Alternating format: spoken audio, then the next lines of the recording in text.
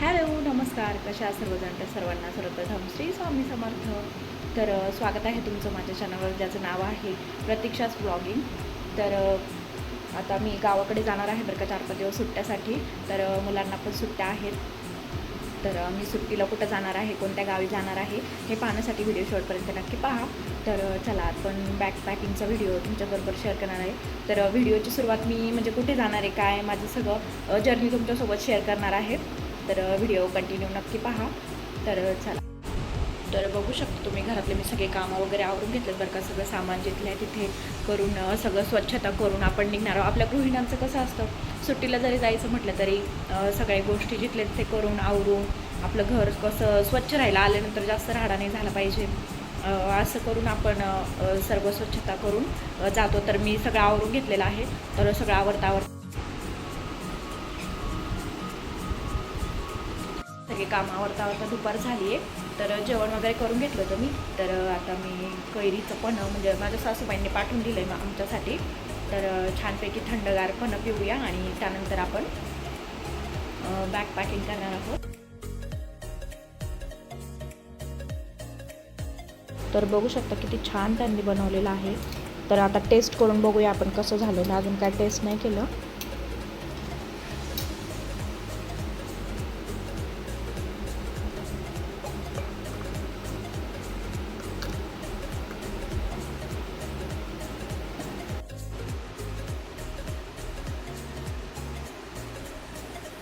खूप छान आणि खूप टेस्टी आणि थंडगार त्यात खूप छान झालं बरं का. हे गूळ भरपूर घातलेलं आहे त्यांनी, म्हणजे एवढं पण नाही, एकदम आंबट गोड असं खूप छान लागतं आहे. तुम्ही पण ट्राय नक्की करा.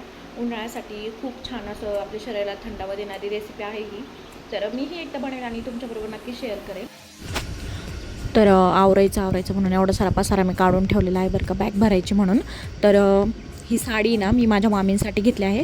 तर त्यांचा छोटासा 7व्या महिन्यातला ओटी भरण्याचा कार्यक्रम आहे. तर म्हटलं तर आपल्याकडून त्यांना छोटंसं गिफ्ट. तर मी मागच्या वेळेस साडी घेण्यासाठी गावामध्ये गेले होते. तर मला ही साडी खूप आवडली होती बरं का जास्त मोचनमध्ये. तर मी घेऊन आले ती.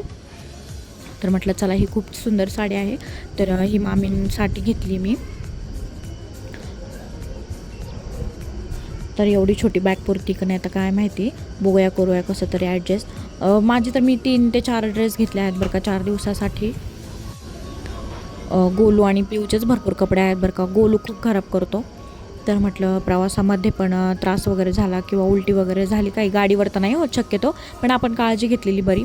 तर त्यांचे जास्तीचे कपडे घेतले आणि पिऊचे नाही घेतले एवढे. पिऊ समजदार आहे माझी. तर हा गोलू कसा पाणी वगैरे खेळतो, आपण कुठं बाहेर गेलो अंगावर काही सांडलं वगैरे तर म्हटलं चेंजिंगसाठी राहू द्यावा. तर ही साडी मी ओटी भरायला घालण्यासाठी घेतली. साधी सिंपलच घेतली, म्हटलं काठपदरची नको, खूप गरम होतं आहे. तर मेकअपचं सामान पण थोडंसं घेऊन ठेवलं आहे. आणि मी त्या दिवशी गेले होते दुकानामध्ये आणि नेमका माझा मोबाईल स्विच ऑफ झाला होता, म्हणून मोबाईल घरी राहिला. मी दुकानात गेले ते कपडे आणण्यासाठी. तर हा झुडिओतला ड्रेस आहे. तर मी आणला होता, म्हणजे त्यावेळेस काय ब्लॉगिंग नव्हते आपली, त्याच्यामुळे काय दाखवता आला नाही. मी त्याचा टॅग वगैरेसुद्धा काढलेला नाही आहे. तर तो घालायचा आहे. आणि त्याच्यानंतर हे दाखवते, हा एक टॉप आणला मी, खूप जास्त आवडला मला, इतकं सुंदर आहे ना. आणि आतमधनं अस्तर आहे त्याला, बघू शकता. त्याच्या नेकवरचे डिझाईन खूप सुंदर आहे. आणि पूर्ण ड्रेसवर असे मण्यांनी बुट्टे विणलेले आहेत, चिटकवलेले नाही आहे. चिटकवलेले असले का ते निघून जातात. तर हे बुट्टे विणलेले आहे त्याच्यामुळे लवकर खराब होणार नाही. खूप सुंदर आहे आणि लेंथ पण खूप लॉंग आहे त्याची. आणि हा एक म्हणजे अजून एक टॉपच घ्यायचा होता मला. तर एक पूर्ण ड्रेस आवडला, तर ते म्हणे जाऊ दे तुला आवडला ना तर घे मग एक टॉप. खूप सुंदर आहे. माझ्याकडे असा कलरच नव्हता बरं का, आकाशी कलरचा. तर तुम्हाला खूप असा आवाज येत असेल बरं का गाड्यांचा. तर व्हॉइस ओव्हर करताना मी बाहेर बसले होते, त्याच्यामुळे गाड्यांचा आवाज येतो आहे. तर हा टॉप मला आहे ना काहीतरी 1250 रुपयाला पडला हा ड्रेस. तर खूप सुंदर आहे आणि त्याच्यावर पण पूर्ण बुट्ट्यांची डिझाईन आहे बरं का. आणि ओढणीची लेंथ पण खूप लॉंग आहे. काही ओढण्या खूप शॉर्ट असतात. तर ही खूप मोठी आहे. आणि पॅन्ट पण अशी प्लाझो टाईप आहे, कारण चुडीदार असली का मध्ये बसताना वगैरे किंवा असं नाही का ताण पडला का ती फाटते. पण ही तशी नाही आहे, खूप कम्फर्टेबल आहे.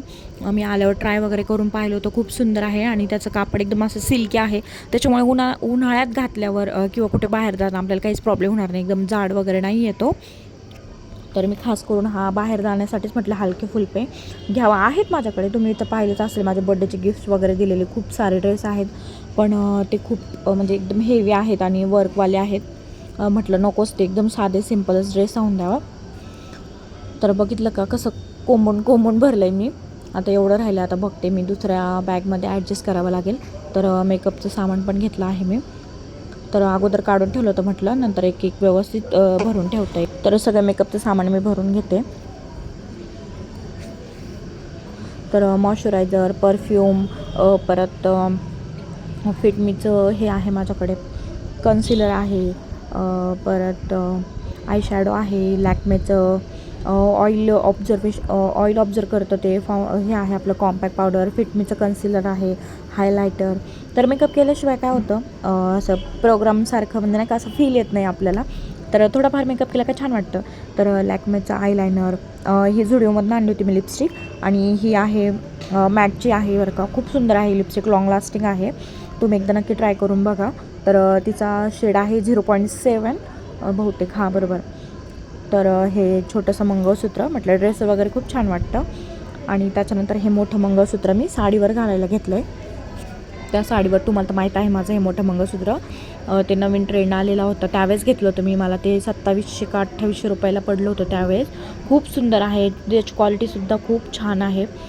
तर सगळं छोटं टिकल्या जे जे आपल्याला लागतं पिऊसाठी, बो वगैरे, क्लिप्स वगैरे सगळं घेतलं. म्हटलं प्रवासात कसं आपल्या गोष्टी आपल्याबरोबर असणं खूप गरजेचं असतं. आणि मेडिसिन वगैरे पण आपले ठेवायचे, कारण मला होमिओपॅथीच्या गोळ्या वगैरे आहेत. कारण काय होतं, प्रवासात अचानक काही जर त्रास झाला तर आपल्यामुळे दुसऱ्यांना त्रास नको व्हायला. आणि सगळ्यात महत्त्वाचं म्हणजे आपला गॉगल. मला गॉगलशिवाय अजिबात होत नाही. नंबरचा पण आहे बरं का माझ्याकडे. पण काय होतं, प्रवासामध्ये नंबरचा चष्मा हे होतं, म्हणजे इकडे तिकडे गेला तर फुटण्याची भीती असते. म्हटलं चला हाच आपला रेग्युलर, आणि उन्हाने त्रास पण नाही होता. खूप छान आहे बरं का सनग्लास. तर हे सगळं आवरून झाल्यानंतर मी मम्मीकडे जाणार होते. तर बघू शकता तुम्ही, हे बॅगेत बसलंच नाही, मला आता दुसरी बॅग घ्यावंच लागणार आहे. तर एक हँडबॅग घेतली मी आणि छोटंसं वॉलेट. म्हटलं हँडबॅग कसं त्याला मोठा बेल्ट पण आहे, तो लटकवून दिला का झालं. आणि त्यानंतर जाते आता मी मम्मीकडे. तर मम्मीकडे आले मी, आणि मम्मीकडून आम्ही शंकर महाराजांच्या समाधी सोहळा होता. तर मम्मीच्या घरासमोरच शंकर महाराजांचा मोठा असा मठ आहे, शिवाजीनगर केडगावचा खूप मोठा मठ आहे. तर तिथे जाणार होतो, आणि माझ्या सगळ्या मैत्रिणीसुद्धा तिथे जाणार होता.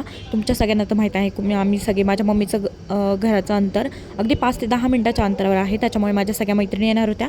त्यांना म्हटलं तुम्ही या, आपण सगळे एकत्र जाऊया दर्शनाला. तर त्या सगळ्यासुद्धा आल्या होत्या. खूप म्हणजे खूप सुंदर प्रकारे त्यांनी डेकोरेशन केलं होतं, अक्षरशः पाहण्यासारखं होतं. तर माझ्या व्हिडिओमध्ये थोडंसं दर्शन देण्याचा प्रयत्न मी करते.